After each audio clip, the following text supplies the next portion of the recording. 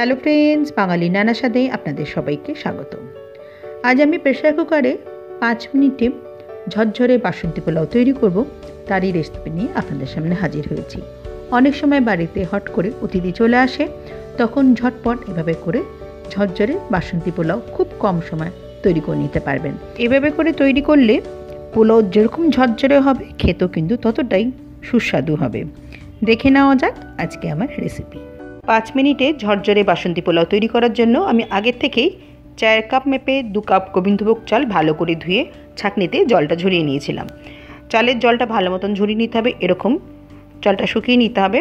এভাবে করে শুকিয়ে নিলে চাল ভাজতে সুবিধা হয়, এতে পোলাওটা ঝরঝরে হয়। এখানে কিছুটা কাজু বাদাম নিয়ে নিয়েছি আর কিশমিশটা ধুয়ে নিয়েছি।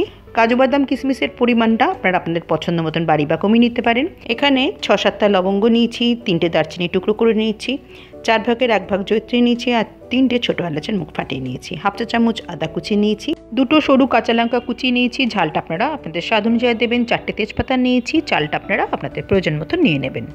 পোলাওটা আমি প্রেসার কুকারে করব। কুকার গরম হতে বসিয়ে দিয়েছিলাম, দিয়ে দিলাম 3 টেবিল চামচ ঘি, 3 টেবিল চামচ সাদা তেল। চাইলে আপনারা শুধু ঘিতে করতে পারেন। এখানে 500 গ্রাম চালের পোলাও তৈরি করব।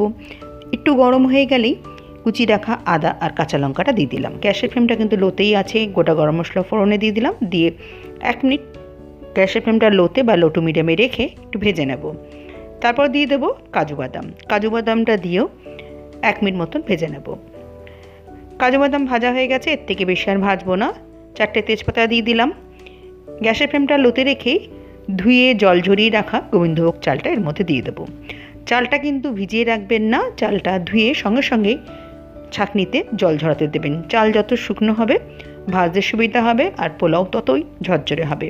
ভালো করে মিশিয়ে এর মধ্যে দিয়ে দিচ্ছি 1/2 চামচ হলুদ গুঁড়ো। হলুদ গুঁড়োর পরিমাণটা কিন্তু খুব বেশি দেবেন না, তাহলে হলুদের গন্ধ হবে।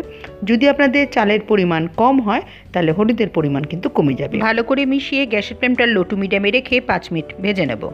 5 মিনিট ভালো মতন চালটা ভাজা হয়ে গেছে, সুন্দর একটা গন্ধ বেরিয়ে চালও ফুলে গেছে। দিয়ে দিলাম স্বাদ মতন নুন। আমি এখানে 1 চা চামচ মতন নুন দিয়ে দিলাম। নুন মিষ্টিটা আপনারা আপনাদের স্বাদ অনুযায়ী দেবেন। এবার দিয়ে দেবো 4 কাপ গরম জল। আমি 2 কাপ চাল নিয়েছিলাম, তাই ডবল জল দিতে হবে। সব চাল কিন্তু সমান হয় না, কোনো কোনো চালে কিন্তু জলের পরিমাণটা একটু কম লাগে, আবার কোনো কোনো চালে জলের পরিমাণটা একটু বেশি লাগে। চাইলে আপনারা এই জলটা একটু চেক করে নিতে পারেন, তাহলে বুঝতে পারবেন যে নুন কীরকম হয়েছে। সে বুঝে যদি কম বেশি হয় দিতে পারবেন। সময় চিনিটা দিয়ে দিতে হবে। চিনি দেওয়ার সময় আমার ক্যামেরাটা অফ হয়ে গিয়েছিলো, আমি এখানে 4 টেবিল চামচ চিনি দিয়েছিলাম। চিনিটা দিয়ে ভালো করে একটু মিশিয়ে নেব। গ্যাসের ফ্লেমটা লোতে রেখে ভালো করে চিনিটা একটু মিশিয়ে নিতে হবে। আর দিয়ে দিলাম কিশমিশ। কিশমিশ আমি ভাজিনি, আপনারা চাইলে ভাজতে পারেন। আমি জলটা একটু চেক করে নিয়েছিলাম, চিনিটা একটু কম লাগছে, সেজন্য আরেক টেবিল চামচ চিনি আমি দিয়ে দিলাম। আপনারা চাইলে চেক করে নিতে পারেন। মিষ্টিটা কিন্তু আপনারা আপনাদের স্বাদ অনুযায়ী দেবেন। এবার ভালো করে মিশিয়ে নিয়ে প্রেসার কুকারে ঢাকাটা আটকে দেবো। হাই ফ্লেমে আমি একটা সিটি দেবো। পুরো সিটি কিন্তু দেবো না, একটু সিসি শব্দ করলে কিন্তু গ্যাসের ফ্লেমটা অফ করে দিতে হবে। আর প্রেসার কুকারটা একদম ঠান্ডা হতে দিতে হবে। একদম ঠান্ডা হয়ে গেলেই প্রেসার কুকারটা খুলবেন, তার আগে না।